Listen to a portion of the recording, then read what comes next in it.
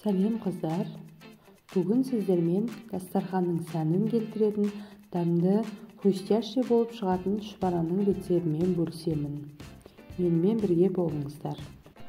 Бізге керекті заттар: су, сүт, жұмыртқа, сары май және тұз.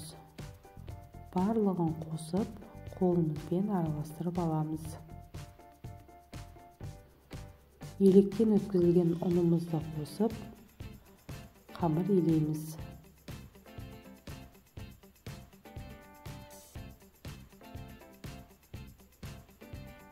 Иленген қамырымызды 15 минутқа тұндырып қоямыз.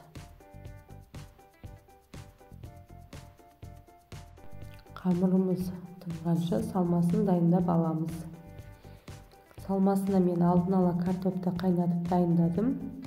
Қайнатылған картопымызды шанышқының көмегімен езіп аламыз. Қалауларыңыз бойынша тұз, бұрыш қоса бересіздер. Мен сұйық май мен сары май қостым, дәмі ерекше, дәмді болып шығу үшін. Дайын болған қамырымызды кішкене бөліктерге бөлеміз.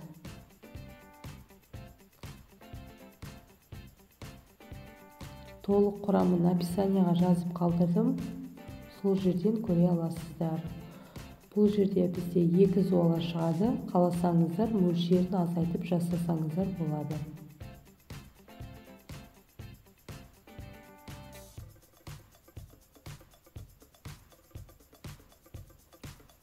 Жайылған қамырларымызды кішкене бөліктерге бөлеміз.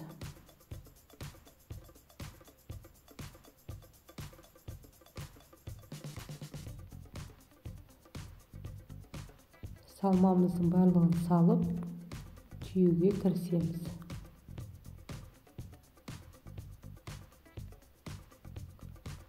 Алдын ала дайындалған майымызға шпараларымызды салып, пісіріп аламыз.